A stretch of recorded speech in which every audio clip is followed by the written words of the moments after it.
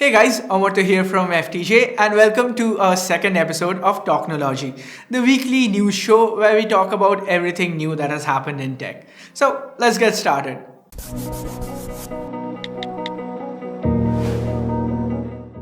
Let's kick things off with some 5G news coming from Reliance Jio. Jio says that they are going to be launching 5G as early as 2021. That's next year. Well, right now, Jio seems to be the only service provider in India that's making such claims since Airtel, Vodafone, Idea and others, they haven't said anything about their 5G deployment yet. Now, 5G generally comes in three band waves. So we have the high band millimeter wave, that's for really small distances but really high speeds of above 1 Gbps. And then we have medium band, that's still faster than LTE but like 60x faster. And then there's low band, that's around 2.5 to 4x faster than LTE. So what sort of 5G implementation will we see from Reliance Jio? We don't know that as of yet, but hey, it's good to see that at least some company is bringing 5G to India. On to our next topic, and we have more Jio news for you guys. That's because Reliance had their AGM meeting this week, and that meant we got to know a lot about what the company is planning for the next few years. Google has apparently invested $4.5 billion into the Jio platform, and what we would be seeing is Google and Jio working together to produce some specific low-budget Android devices. Now, we don't exactly know if these are going to be traditional Android devices. We might see Android Go as the platform, but what we do know for sure is Jio and Reliance are working closely together.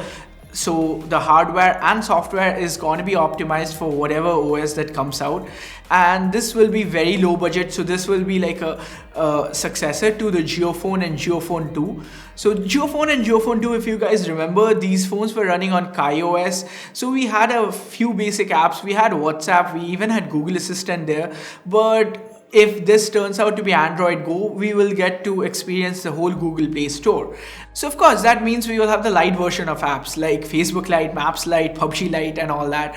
But hey, that is still a lot more apps than KaiOS and the App Store on Jio ever had. So good news for people who are looking to buy low budget 4G devices. And the most interesting news to come out of the AGM has been the development of Jio Glass.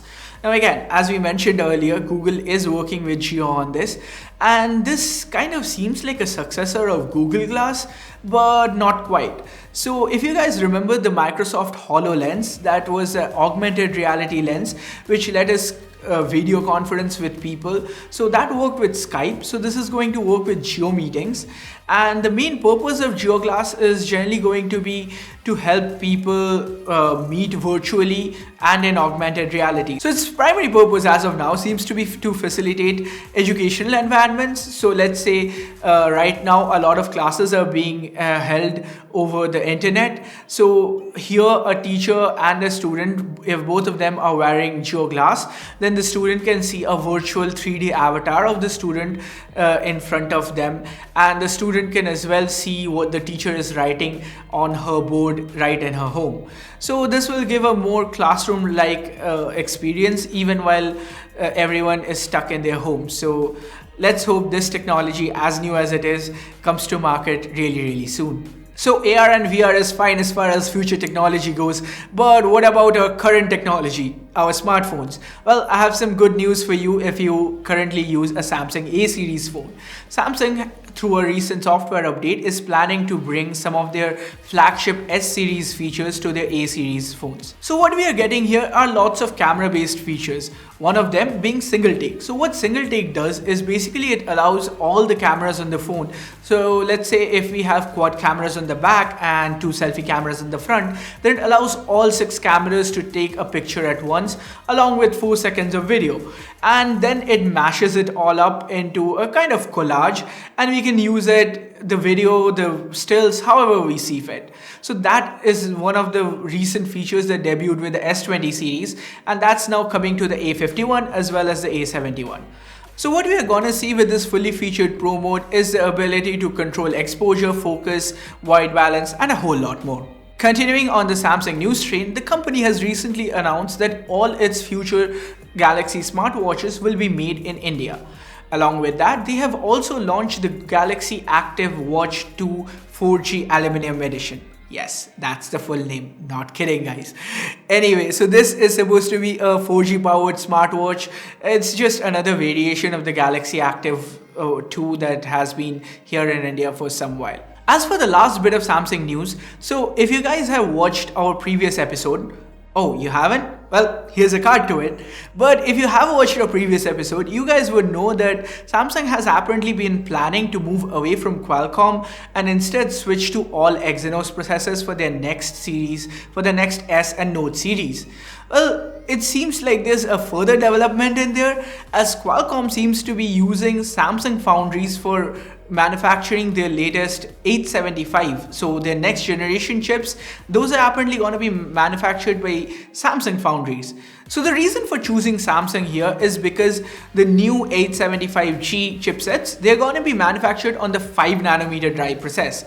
So the 5nm EUV die is about 25% smaller than the 7nm EUV die that's currently being used by TSMC to manufacture the Snapdragon 865 processor. Moving on to some gaming news next, we have Microsoft launching their Project xCloud from September this year.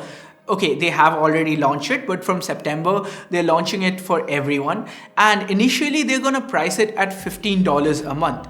Now, what is Project xCloud? It's basically a cloud game streaming service, kind of like Google Stadia and Nvidia's GeForce Now. So till now, Google Stadia has been off to a very rocky start, with people complaining a lot about latency issues, hardware not being delivered, as well as a host of other server-side issues.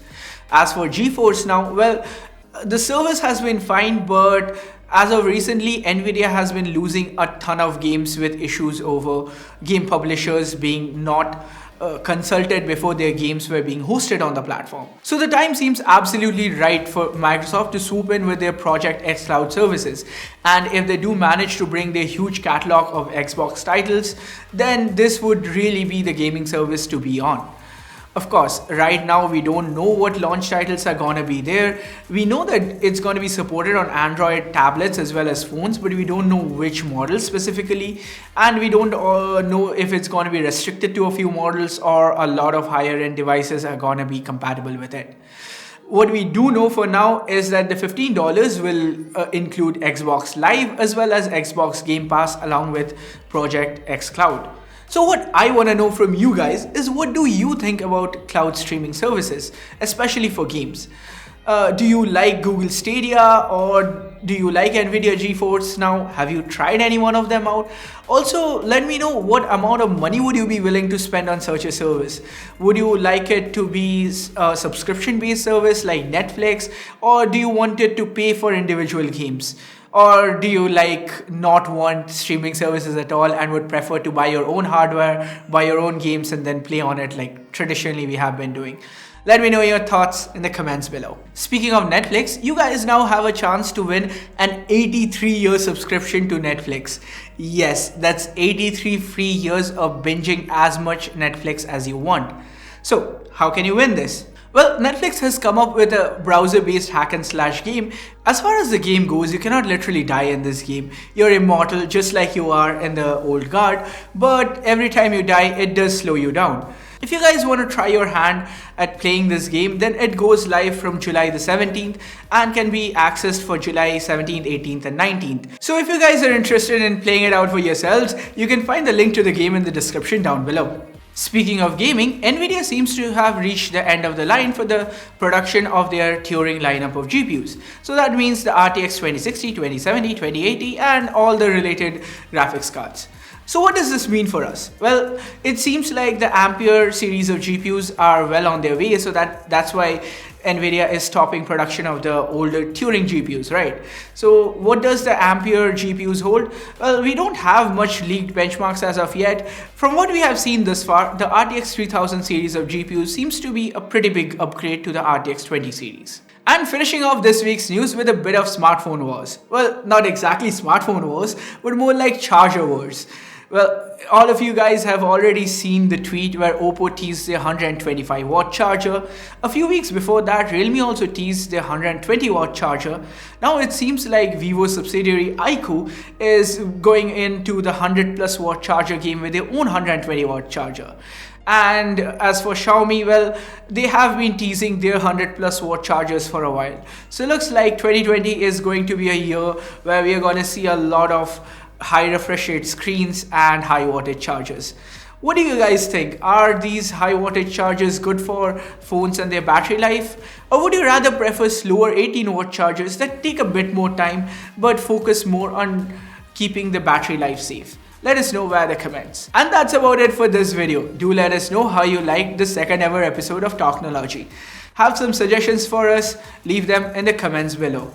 As always, like, share, subscribe, and turn on notifications if you haven't yet. Thanks a lot for watching till the end, guys. Have a good one. Cheers.